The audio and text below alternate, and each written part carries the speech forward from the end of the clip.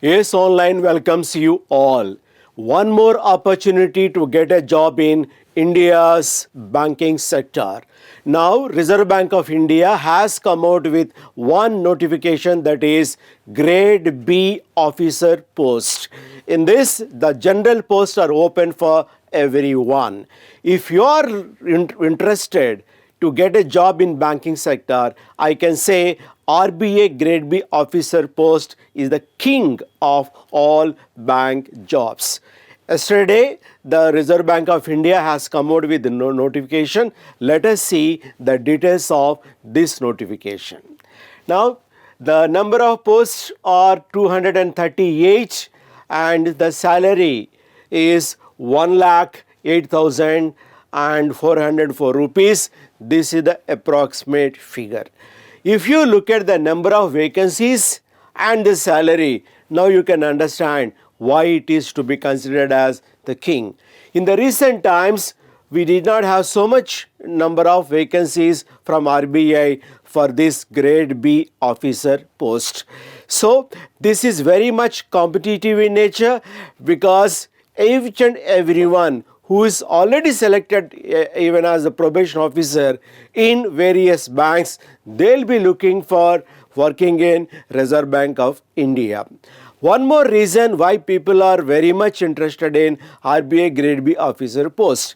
Reserve Bank of India's offices are there in capital cities of states.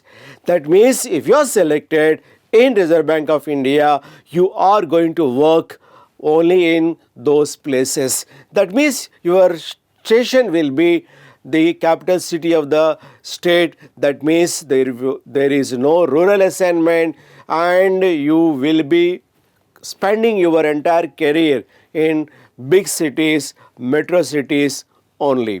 That is the major reason why many people are interested to work in Reserve Bank of India as Grade B officers. Now, the notification details are there in the website of RBI, www.rbi.org.in. You can go to the recruitment related information, which will be at the bottom, right? Once you open the website in the front page, right? Then you can click that, then you will be able to see the complete details of RBI notification. I suggest you, all of you should go through each and every word that appears in the notification, so that 99% of your doubts will be cleared automatically. Now, you have to submit the online application. That is the trend, right? And what is the last date? The last date is April 18, 2022. Please don't wait till April 18th or 17th. Now, they have mentioned in the time also that by 6 p.m. on April 18th, they are going to close the gates. That means you have to apply before that. You please go through the notification today itself and try to apply at the earliest. Now, what is the eligibility? Number one is age. Age as on 1/1/2022. That means January 1st this year, the age must be between 21 and 30 years. They have given even the cutoff dates. The cutoff dates are the 2nd January 1992 to 1st January 2001. People who are born in this period, including both dates, they are eligible to apply. This is for general candidates. However, there is relaxation for SC, ST, OBC, ex-servicemen, and people who are physically challenged. Then also, those who have done PhD or MPhil, they are also given age relaxation as per their regular norms. For SC, ST, the relaxation will be 5 years. For OBC, it will be 3 years. And for the details of the rest of the people, you can refer the notification. Now, age is over, then education. Education, they said degree, any discipline.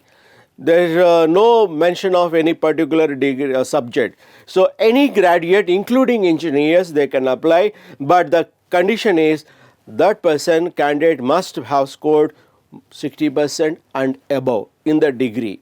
Suppose someone is not having 60% in the degree and he has done some PG, if 55% marks is fine. Again, PG in any discipline.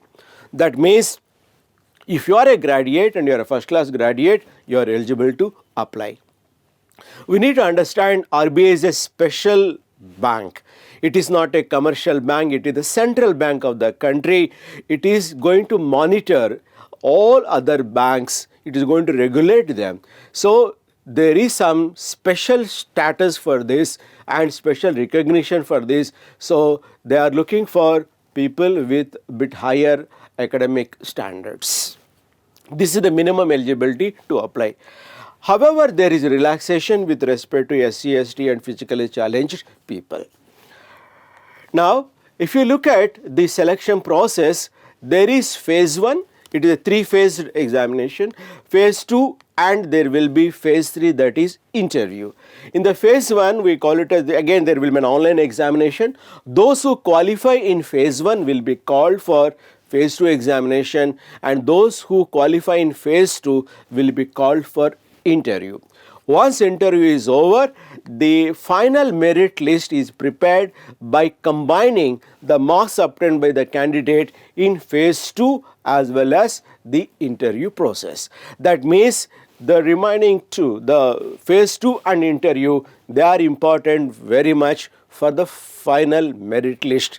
And to reach phase 2, one has to clear phase 1, that is mandatory. So the real competition lies in phase 1 because maximum number of people will be attempting this examination. Now let us see what is the structure of this phase 1 examination, then we observe even phase 2 also. It is a multiple choice examination. Each question will be provided with 5 choices and there will be negative mark also, and in each category the candidate has to pass. If you look at this, number 1 is general awareness. In general awareness, there are 80 questions and the marks are 80 and the time allotted for this particular section is 25. Even though the total time is 120 minutes, that means 2 hours, it is not a composite time. The section wise time limit is set. That means once you sit for online test, whichever section appears, then that will be there according to the number of minutes that is allotted for that particular section. After that, that disappears and the next section will appear. Now general awareness is 80 questions, 80 marks. Then if you look at English language, 30 questions, 30 marks. Time is still 25 only. Look at the number of questions is English language is having, it is only 30. Quantitative aptitude also 30, 30 marks and 25 minutes. Then if you look at reasoning, 60 questions, 60 marks and 45 minutes.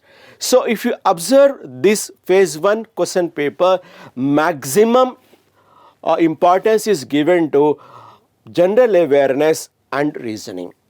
80 and 60, 140 questions are shared by only these 2 sections, and English language, quantitative aptitude, they have only 30 questions and 30 marks. If you observe carefully, reasoning time is 45 minutes for 60 questions, whereas general awareness for 80 questions, it is only 25 minutes. So one has to be very quick enough to read the question, understand the question, then recollect the correct answer for that question. So they are going to check these 4 sections, your knowledge in these 4 subjects, but lot of importance is given to general awareness. Next one is reasoning. It means you have to be really thorough.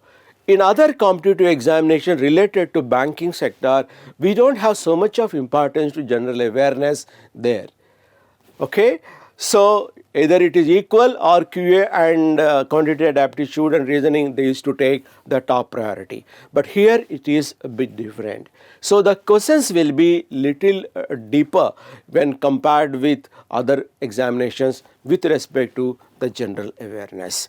We need to understand this is number 1 examination in banking sector and one has to really prepare very seriously for this. So this is the blueprint and there will be negative marks. That means candidates are not supposed to guess the answers. Okay, the success rule for whenever there is a negative marking is, if you know the answer, you mark it. If you do not know the answer, leave it. Thereby you can protect your marks that you got with your hard work. So this is the phase 1 examination. Let us move to the phase 2 examination. In phase 2 examination, it is quite different, and you don't have such kind of structure in any other bank examination. Here there are 3 papers. Number 1, economic and social issues. Number 2, English. And number 3, finance and management. As RBI is the central bank of the country, it has to monitor, regulate. You need to understand the candidate should have some interest in economy of India and economy in general. Similarly, about finance and management, this basic knowledge is required to discharge the duties properly. That is why RBI wants to test the people to what extent they are good in these areas. Now, if you observe this phase 2 examination, it is quite unique in the sense there are objective type questions as well as descriptive type questions. Now, objective type questions, just like 5 choices we have seen in the phase 1, the number of questions, number of marks and the time in limit, time in minutes, these are mentioned here. For economic and social issues, 30 objective questions which will be having 50 marks, then the time is only 30 minutes. In here, the objective questions are quite different in the sense some questions carry 1 mark, some questions carry 2 marks. It is not uniform. Phase 1, it is uniform. That is why this phase 2 examination is a bit different. And also, you can see combination of objective and descriptive. Now, descriptive means you will not be given any paper and you are not supposed to write with your hand. You have to type your answers using the keyboard along with objective type questions. That means in the paper 1, first you have to complete the objective type questions, then the descriptive questions will appear, then you are going to type your answers. So this is how the examination is structured in phase 2. Here in descriptive questions, they give for economic and social issues 6 questions and 4 have to be attempted.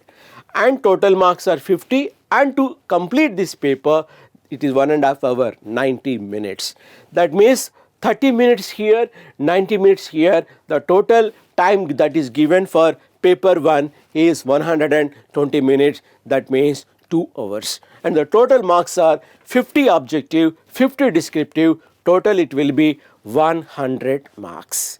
Now, if you come to the second one, the English writing skills, they have mentioned very clearly they are going to test the writing skills of the candidates. There are no objective questions in that, and descriptive the candidate has to attempt 3 questions and 100 marks. Then the time limit is 90 minutes only. This is how the English writing skills is going to be tested under paper number 2. Again 100 marks and 90. Then finance and management, 30 questions objective type, which amounts to 50 marks. Then the time limit is only half an hour, that is 30 minutes. Then if it is then descriptive paper, again 6 questions will be given, 4 have to be attempted. Total marks for descriptive paper is 50 and the time limit is 90 minutes. And when you combine objective and descriptive for paper number 3, 100 questions, 100 marks, then there will be time limit for 120 minutes, that is 2 hours. So put together in phase 3, we have 300 marks. These are the total number of marks putting together all the 3 papers. So it is different from regular bank examinations because descriptive is so much and the subjects are also different. And you have to read the standard books for this. RBI is kind enough to suggest certain material also. They mentioned few books for these subjects, how to prepare or what books have to be referred. So if you go through those books, definitely it is going to give you an idea how the questions are going to be framed. Now, those who qualify in phase 2 will be called for interview, and the interview will be for 75 marks. And once interview is over, the marks obtained by the candidate in phase 2 plus interview, that means 300 plus 75, for 375, how many marks you got, basing on that they are going to prepare the final merit list. And one more point you should remember, when we are looking for objective type test, you need to qualify in each subject separately. That means they are going to check the fixed cutoff mark in each and every subject. Then you need to qualify overall the cutoff mark also. That means the competition is really heavy. What they are looking by deciding the subject wise cutoff marks is only one thing. That means they are looking for a balanced performance from the candidate. So if someone is very good in one subject, not good in other subject, he is not preferred by RBI. They are looking for a balanced performance. So balanced performance you can achieve only when you go for balanced preparation. So do not give over importance to any particular subject, or don't spend too much time on one or two subjects and ignoring other subjects. That cannot be called as balanced preparation, right? So try to do justice in your preparation and also in your final preparation with respect to the number of hours that you are spending for preparation. Okay. So important dates, last date is April 18th, and the phase 1 examination is going to be conducted on May 28th. The date is fixed. So hardly you have 2 months time, and if you are serious you can make a difference in these 2 months also. And phase 2 examination is June 25th. If you look at the time gap between phase 1 and phase 2, not even 1 month. That means once you attempt the phase 1 examination, RBI may take a 10 days time or 15 days time to declare the result of phase 1. After that, if you see, hardly you will get 2 weeks time for your phase 2 examination preparation. What does it indicate? It indicates you must go for phase 2 examination preparation also along with phase 1 from today onwards. So you have to prepare for both phases parallelly. Then only you can complete the entire syllabus and you can give a satisfactory performance. So keep this in mind. Do not postpone your phase 2 exam preparation till you receive the result of phase 1. So don't do like that. Just start preparing for all the subjects starting from today. Okay. Then ACE Online wishes you all the best. Please do apply today itself after going through the notification completely. Best wishes to you from ACE Online.